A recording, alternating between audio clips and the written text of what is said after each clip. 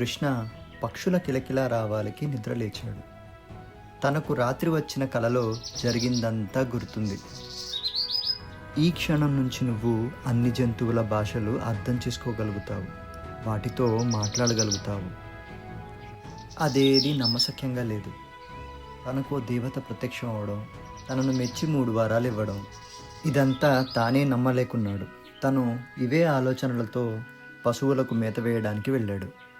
దూరం నుంచి చూడగా అర్జున్ ఏమీ పట్టనట్టు యథావిధిగా ఆడుకుంటూ ఉన్నాడు. కృష్ణ కొంత గడ్డి తీసుకుని లక్ష్మికి మేత వేశాడు. వెచ్చదనానికి అక్కడ చేరిన కోళ్లను పక్కకు జరగమని సైగ చేశాడు. ఆ కొట్టం బయట ఉన్న ఒక కొయ్య మీద కూర్చొని దీర్ఘంగా ఆలోచిస్తున్నాడు. ఆ కళ నిజమైతే ఎంత బాగుండునో. ఎంచక్క అన్ని జంతువుల భాష అర్థం చేసుకునేవాడిని, ప్రకృతికి చేదోడు వాదోడుగా ఉండేవాడిని. పోనీలే, కనీసం మంచి కలైనా వచ్చింది అని తనలో తాను నిరాశగా అనుకుంటూ ఉన్నాడు. కృష్ణ, నాకు తెలిసిపోయింది నువ్వు అర్జున్ నిన్న అడవిలో ఏం చేశారో అంటూ ఒక ఆడగొంతుక వెనక నుండి వచ్చింది. కృష్ణ గుండె జల్లుమంది. జరిగిందంతా అమ్మకు తెలిసిపోయినట్టుంది. ఇప్పుడు నేను అడవిలోకి వెళ్ళినందుకు నాకు తిట్లు తప్పవు. తను ఒక్కసారిగా పైకి లేచి, మేమేం అల్లరి చేయలేదమ్మా, నిన్న హఠాత్తుగా ఓ పెద్ద పిడుగు పడింది, ఆ శబ్దానికి భయపడ్డ అర్జున్ ఆరారణ్యంలోకి పరిగెట్టాడు అంటూ భయం భయంగా వెనుకకు తిరుగుతూ అన్నాడు. తీరా అక్కడ చూస్తే ఎవరూ లేరు. అదేంటి, ఇప్పుడే కదా అమ్మ గొంతుకు వినిపించింది, ఎక్కడుంది తను అనుకున్నాడు. అర్జున్ నాకంతా చెప్పాడు కృష్ణ అని పలికింది మళ్ళీ. కృష్ణ ఎంతో ఆశ్చర్యానికి గురయ్యాడు.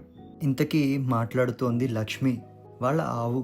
ఓ మనిషి తన భాషలో మాట్లాడుతున్నట్టు లక్ష్మి మాట్లాడింది ఎంతో స్పష్టంగా అర్థమైంది కృష్ణకు.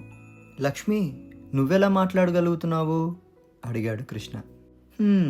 ఇప్పుడేమిటి, నేను నా చిన్నప్పటి నుంచి మాట్లాడగలను కృష్ణ అని నీకే ఇన్నాళ్ళు అర్థం అవ్వలేదు, అలా అని నన్నెప్పుడూ పట్టించుకోలేదు అని వాపోయింది లక్ష్మి.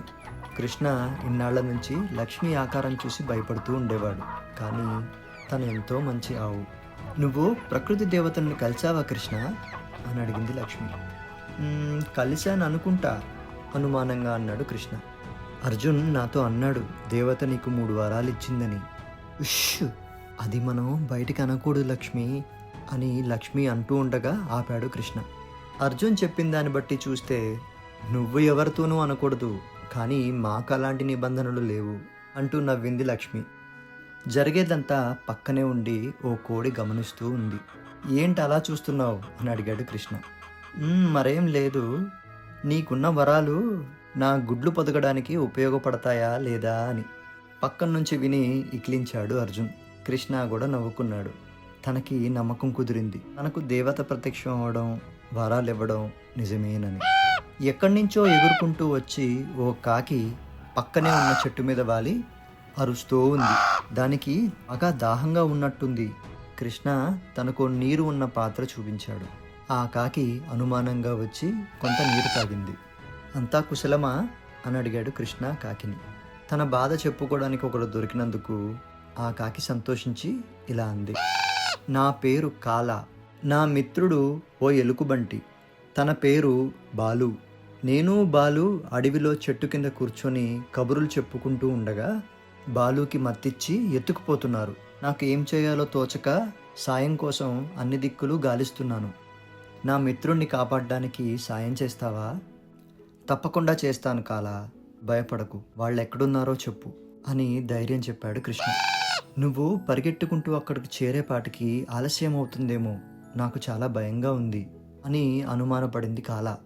కృష్ణ మొట్టమొదటిసారిగా మంత్రం జపించాడు. జై ప్రకృతి మాత. ఇంద్రజాలం చేసినట్టు కృష్ణ గరుత్మంతుణ్ణి తలపించే ఓ గద్దలా మారాడు. వాళ్ళెక్కడున్నారో చెప్పు కాలా. తన ముందు జరిగిన అద్భుతాన్ని చూసి బిగుసుకుపోయింది కాల. కాలాకి చావును దగ్గర నుంచి చూస్తున్నట్టు ఉంది. తను ముందెన్నడూ ఓ గెద్దను ఇంత దగ్గరగా చూడలేదు. తను భయంతో రండి రండి అంది.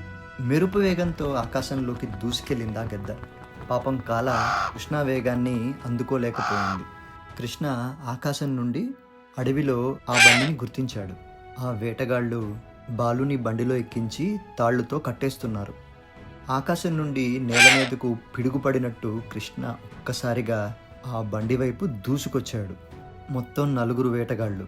2 బండిలో ముందు కూర్చొని ఉండగా 2 మాత్రం ఎలుకబంటిని కడుతూ ఉన్నారు. బండి వద్దకు వస్తుండగానే కృష్ణ మరొక్కసారి మంత్రం చెప్పించాడు. జై ప్రకృతి మాత. తను ఎలుకలా మారిపోయాడు. బాలుని కట్టేసి ఉన్న తాళ్లన్నిటినీ కొరికేశాడు. ఆ తాళ్లన్నీ విడిపోవడం చూసి ఆ వేటగాళ్ల ప్రాణం పోయినంత పనైంది. ఒక్కసారిగా బాలు పైకి లేచి నుంచున్నాడు. ఒక్కటే గుద్దుతో ఓ వేటగాడిని మట్టి కరిపించాడు. ఇది చూసిన మరో వేటగాడు ప్రాణాలు అరచేత పట్టుకొని బండిలోంచి దూకబోయాడు. బాలు ఒక్కసారిగా ఆ వేటగాడిని పట్టుకొని అదే బండికేసి బాదాడు. ఇంతలో ఆ బండెదురుగా ఓ కొండంత ఏనుగు వచ్చింది. అది చూసి ఆ వాహనంలో ఉన్న వేటగాళ్ళు తప్పించుకోబోయారు. కానీ ఆ ఏనుగు ఆ బండిని అనిలో ఉన్న ఆ వేటగాళ్ళిద్దరినీ లోయలోకి తోసేసింది. ఎట్టకేలకు కాలా వచ్చింది. నీకు ఇంత సమయం పట్టిందేం కాలా అని అడిగింది ఏనుగు. కాలా ఆయాసపడుతూ ఆ ఏనుగు వంక అనుమానంగా చూస్తూ ఉంది. ఆ ఏనుగు మళ్ళీ జై ప్రకృతి మాత అనగానే కృష్ణలా మారిపోయింది. కాలా కృష్ణని తన స్నేహితుడికి పరిచయం చేసింది. ఆ ముగ్గురు ఓ చెట్టు వద్ద కూర్చొని సంతోషంగా తేనె తాగారు. జై ప్రకృతి మాత.